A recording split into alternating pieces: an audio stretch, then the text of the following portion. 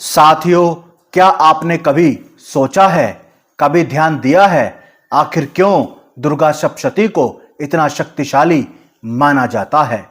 क्यों घर घर में दुर्गा सप्तशती पढ़ी जाती है? क्यों नवरात्रि में लाखों लोग इसका पाठ करते हैं? क्यों कहा जाता है कि जहां इसका पाठ किया जाता है वहां नकारात्मक ऊर्जा टिक नहीं पाती?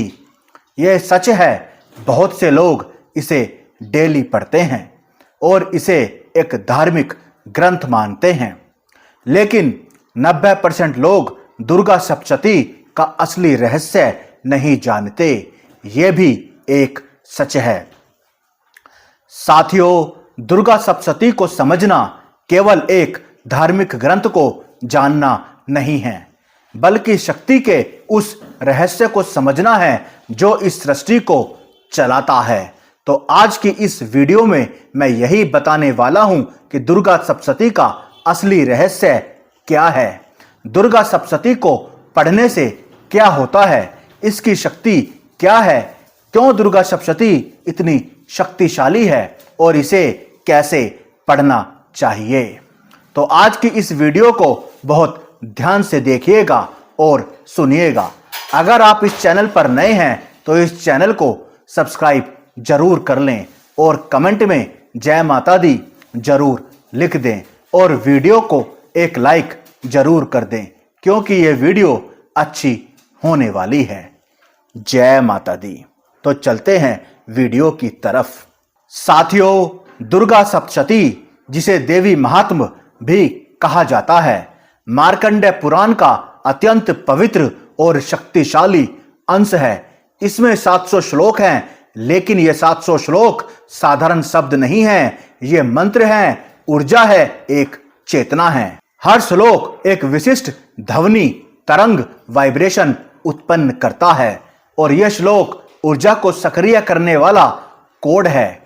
जब हम कहते हैं कि दुर्गा सप्तशती शक्तिशाली है, तो इसका अर्थ केवल इतना नहीं कि यह बुराइयों का नाश करती है। इसका अर्थ है कि यह मनुष्य के भीतर सोई हुई दिव्य चेतना को जगाती है, एक शक्ति को जगाती है। पहले एक बात को अच्छे से समझ लो। इस ग्रंथ में वर्णित महिषासुर, रक्त बीज, शुंभ और निशुंभ केवल बाहरी राक्षस नहीं हैं, वे हमारे भीतर के अहंकार, वासना, क्रोध, आलस्य, भय और नकारात्मक विचारों के प्रतीक हैं। साथियों, महिषासुर वह प्रवृत्ति है जो हमें अज्ञान में रखती है। ये आपका आलस्य है, आपका भ्रम है, ये आपका वो मन है जो आपको आगे बढ़ने से रोकता है। रक्त बीज वह विचार है जो एक बार उत्पन्न होकर बार बार जन्म लेता रहता है, जैसे चिंता, जैसे क्रोध और गंदे विचार। और शुंभ और निशुंभ वह अहंकार हैं जो हमें ईश्वर से दूर करते हैं। और आज का हर इंसान इन्हीं सभी चीजों से परेशान है, आलसी है, क्रोधी है, चिंता से ग्रस्त है, काम वासना उसके अंदर भरी पड़ी है। और दुर्गा सप्तशती हमें यही सिखाती है। जब तक भीतर के इन दैत्यों का अंत नहीं होगा, तब तक हमारे जीवन में विजय संभव नहीं, तब तक मां की कृपा नहीं होगी। जब साधक श्रद्धा से, नियम से दुर्गा सप्तशती का पाठ करता है, उस भगवती पर अटूट विश्वास करता है, पाठ करना नहीं छोड़ता, तो उसके भीतर की ऊर्जा बदलने लगती है, उसकी आवाज बदलने लगती है, उसके चेहरे पर एक तेज आता है, निर्णय लेने की शक्ति बढ़ती है और यही मां की असीम कृपा है। उसे तीनों देवियों की कृपा प्राप्त होती है, मां दुर्गा की शक्ति उसे प्राप्त होती है। जब आप सप्तशती पढ़ने लगते हैं तो मां दुर्गा आपके भीतर खड़ी हो जाती है। जहां इसका पाठ होता है वहां दरिद्रता नहीं टिकती, वहां भय नहीं टिकता, वहां दुर्भाग्य नहीं टिकता। जब साधक दुर्गा सप्तशती का पाठ करता है तो वह वास्तव में इन आंतरिक दैत्यों से युद्ध करता है। साथियों, दुर्गा सप्तशती 3 चरित्रों में विभाजित है। प्रथम चरित्र में महाकाली, मध्यम चरित्र में महालक्ष्मी और उत्तर चरित्र में महासरस्वती का वर्णन है। यह केवल 3 देवियों की कथा नहीं बल्कि जीवन के 3 स्तरों की यात्रा है। दुर्गा सप्तशती पढ़ने से पहले अज्ञान का नाश होता है, फिर जीवन में संतुलन और समृद्धि आती है और अंत में ज्ञान और विवेक की प्राप्ति होती है।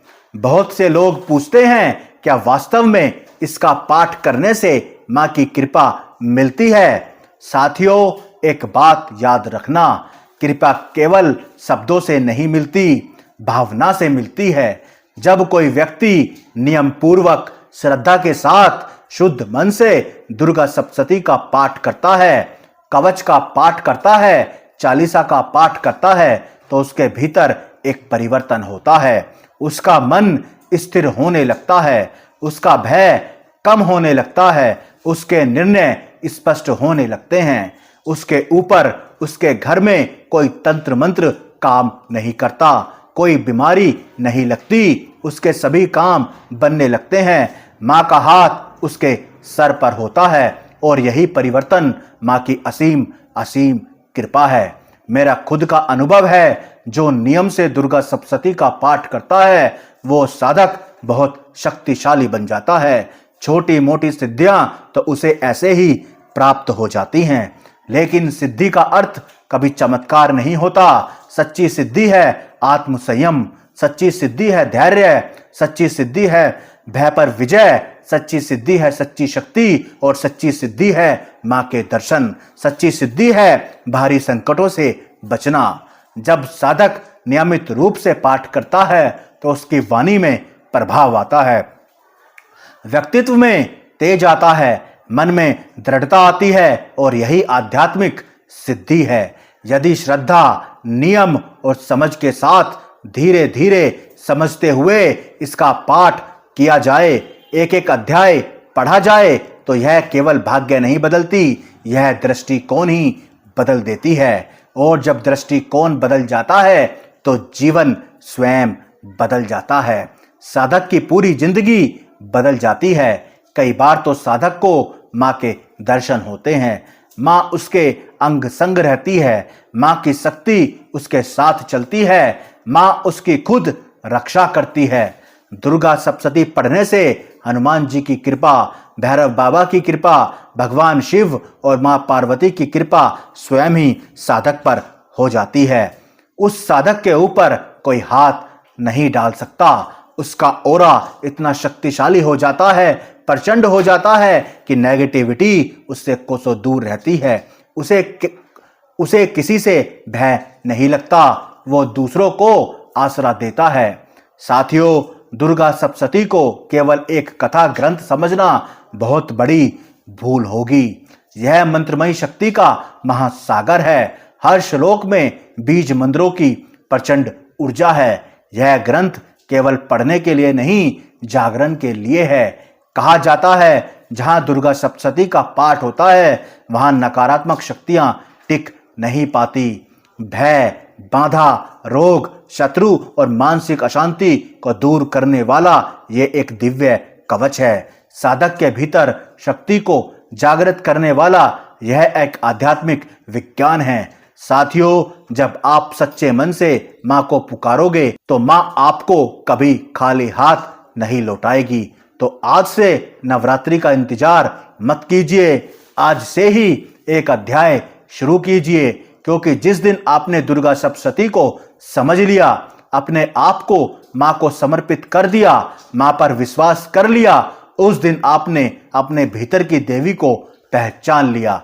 तो साथियों, ऐसा कोई दिन ना जाए जिस दिन मां दुर्गा सप्तशती का पाठ आपके घर में ना हो। अगर आपने ऐसा करना शुरू कर दिया तो मेरा वादा है, आप मां की शक्ति को साक्षात अनुभव करोगे।